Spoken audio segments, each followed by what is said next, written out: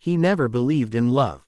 He never trusted women. But the moment he saw her, a fragile waiter-maid hiding a heartbreaking secret, everything he thought he hated became everything he was willing to die for.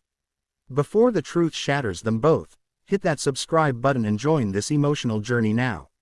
Adrian Knight, the ruthless and ice-cold CEO of Knight International, was infamous across the country, not merely for building an empire from ashes, but for the merciless way he crushed competitors, silenced scandals, and destroyed anyone who dared betray him. A man whose hatred for women was legendary, rooted deep in a past so dark even his closest aides feared mentioning it. 10 years earlier, the only woman he ever trusted, his mother, was framed, humiliated, and driven to her death by lies from the very people she thought were family, and Adrian vowed then that every woman in the world was a potential liar, a manipulator, a ticking betrayal waiting to explode. Since then, he trusted no softness, no kindness, no affection. Employees trembled when he walked through the hallways, his assistants never lasted more than a week, his board members avoided engaging him unless absolutely necessary, and the entire country whispered stories about his icy glare capable of making hearts stop. But fate, with its twisted sense of irony, decided to test him on a stormy night at the Silver Dome, the luxury restaurant he secretly owned, where a charity gala was being hosted despite his refusal to attend such foolish, pretentious gatherings. He only came to ensure nothing went wrong, because Adrian Knight hated surprises. Yet that night, he got the biggest surprise of his life.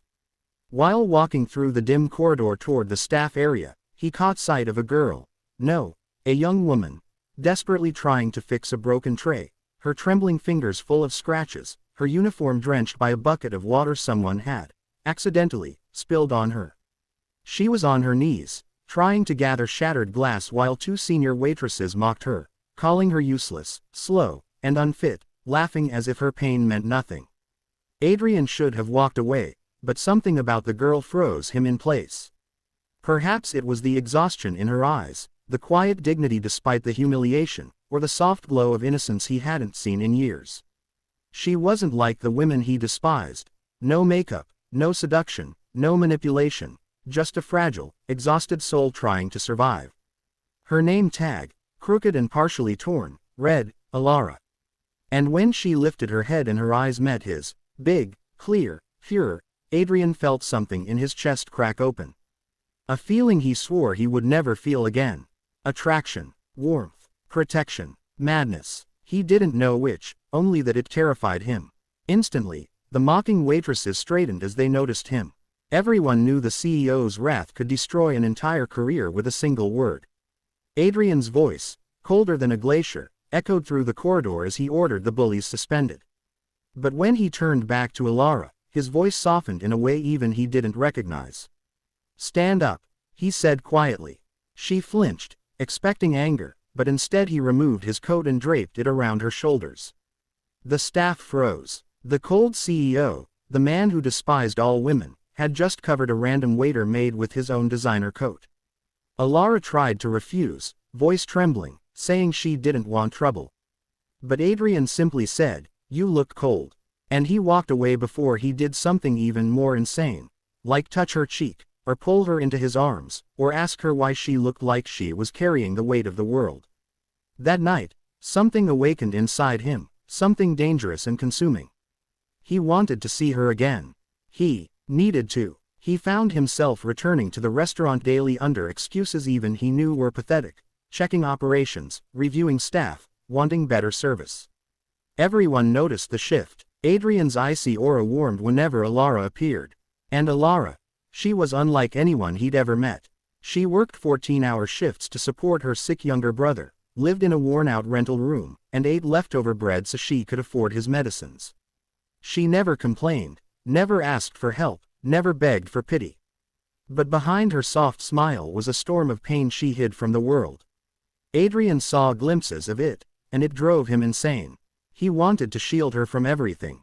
One evening, when she fainted from exhaustion, he caught her in his arms before she hit the floor. The moment her fragile body leaned against him, he felt protective, almost possessive. He carried her to his private office, wrapped her in a warm blanket, and waited until she woke up. When she opened her eyes and whispered, "Why are you being so kind to me?" Adrian's chest tightened. He didn't know the answer. He only knew that for the first time in years, he cared. But love, especially for someone like him, never comes without danger. Someone had been watching them. Someone who recognized Alara. Someone connected to Adrian's tragic past. A shadow from the very family that destroyed Adrian's mother, the powerful Venturo family, who had once discarded Alara's mother like trash, leaving Alara orphaned and struggling in secret, unaware of her own lineage. And even worse, Alara held a key, an old letter her mother left behind, that contained proof of the conspiracy that led to Adrian's mother's death. Proof that could destroy the Venturos and expose everything they'd done. But Alara had no idea she was holding a ticking bomb, and the Venturos would kill to retrieve it. The day Adrian discovered her brother was hospitalized, he rushed to the clinic and found her crying quietly beside the boy's bed. Without a second thought, Adrian paid all medical bills, arranged the best doctors, and brought her brother under his personal protection. Alara protested, saying she could never repay him. Adrian, heart shaking, whispered, "You don't have to." But just when he thought he could finally confess what he felt, she disappeared.